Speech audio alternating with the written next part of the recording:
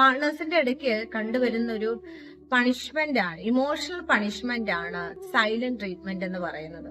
ഇത് ദിവസങ്ങളോളമുണ്ട്, അല്ലെങ്കിൽ മാസങ്ങളോളമുണ്ട്. ഇതിന്റെ ഒരു പെയിൻ എന്ന് പറയുന്നത് ഒറ്റപ്പെടുത്തുക, പാർട്ണറെ ഇമോഷണലി അബ്യൂസ് ചെയ്ത് അല്ലെങ്കിൽ അവരെ തികച്ചും ഒറ്റപ്പെടുത്തി തന്റെ ആവശ്യങ്ങള് അല്ലെങ്കിൽ താൻ ആഗ്രഹിക്കുന്ന കാര്യങ്ങളിലോട്ട് പാർട്ണറെ ട്രെയിൻ ചെയ്ത് എത്തിക്കുക എന്നുള്ളതാണ്.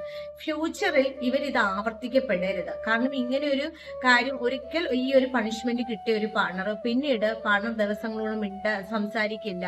പലപ്പോഴും പല പാർട്ണേഴ്സ് ബെഗ് ചെയ്തും റിക്വസ്റ്റ് ചെയ്തും അതുപോലെ ക്ഷമ പറഞ്ഞും പല കാര്യങ്ങളും സെൽഫായിട്ട് എന്റെ മിസ്റ്റേക്ക് ആണെന്ന് അവര് ധരിപ്പിച്ചുമായിരിക്കും പലപ്പോഴും ഇവര് സംസാരിപ്പിക്കുന്ന അല്ലെങ്കിൽ റീജോയിൻ ചെയ്തു പോകുന്നത്.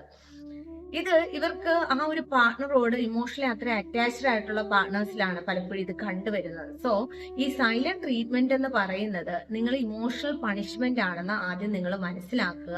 അതായത് ഫ്യൂച്ചറിലേക്ക് അവരുടെ പല കാര്യങ്ങളും അവർ പല കമ്മിറ്റ്മെന്റിൽ നിന്നും ഒഴിഞ്ഞു മാറാനായിട്ടും അല്ലെങ്കിൽ നിങ്ങളോട് പല കാര്യങ്ങളെയും നിങ്ങൾ അതിലോട്ട് വില്ലിങ് ആക്കിക്കാനുമായിട്ട് നിങ്ങൾ ട്രെയിൻ ചെയ്യുക എന്നതാണ് നിങ്ങൾ മനസ്സിലാക്കേണ്ട കാര്യം. ഇതൊരു റെഡ് ഫ്ലാഗ് ആണെന്ന് കൂടി നിങ്ങൾ മനസ്സിലാക്കുക.